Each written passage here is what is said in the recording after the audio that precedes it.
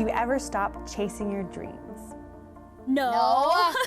You want to keep achieving things and you want to keep setting goals, because setting goals are like chasing dreams, right? But like you can also become really obsessed and fixated on the end goal and not realize kind of what you're doing along the way. I think it's really interesting when you hear people's stories of feeling super lost and confused and they don't know what their purpose in life is. And then you hear the story about how they find their passion, because the thing about like figuring out what your purpose in life is you might not know, and you don't need to know when you graduate high school, and you don't even need to know when you graduate university and whatever, but it's like, you can't sit back and do nothing and wait for it to find you. You have to move, you have to be active, take the steps, do something. It doesn't mean you have to pick up and fly across the world, but like go out, try something new. You never really know what's gonna come your way until you take action, and so all you have to do is take action and it will find you, but you gotta put in a little bit of work first. Everyone is creative in some way. You are creative. We're creating right now. Yeah, it's just in like a different capacity for different people, right? And so yeah, it's like there's always creativity. You just gotta grab it like this. I'm serious though, even though we're doing this. I know, sorry. I'm doing this because it is like pretty much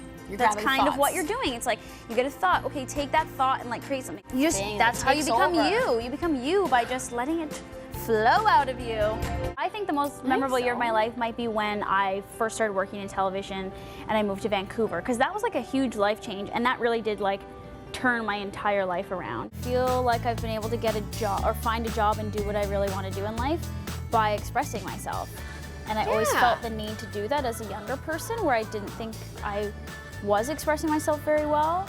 I always wanted to, and I found that media and television was the way for me to do it. Yeah, but even if you're not on TV, it is important to express yourself at all times. Well, and so I think that has a lot to do with finding the right career path, or finding the right, taking what you're passionate about, what really truly speaks to you in some creative realm. I would bring this back to like when I was a kid and I was so shy.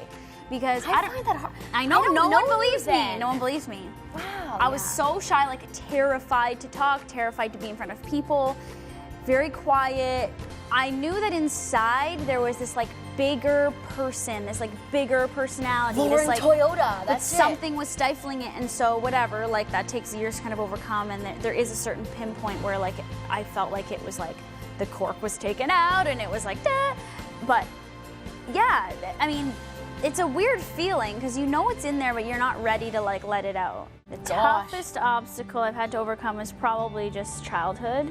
Just growing up not really feeling comfortable because of bullies and being really shy, not being able to stand up for myself. The way I used to think about myself compared to now has changed 1,000,000%. When I was younger, I don't know, you just feel awful. You feel awkward, you feel ugly, you feel stupid, you feel out of place, you feel weird, you feel all these things.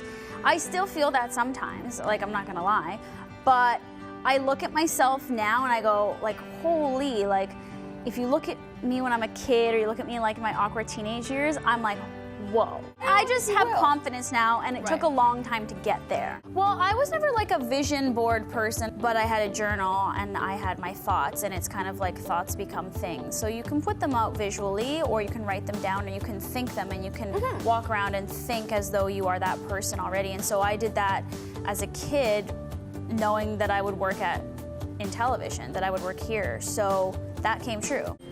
I answered this before. She believes in love at first sight. Tell us about your boyfriend, John. I didn't believe in love at first sight, and now I do.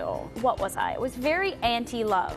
Not anti-love, like anti all of that. Like fairy tale thing. And it's still my current story. It's not really a fairy tale. It's a cute story.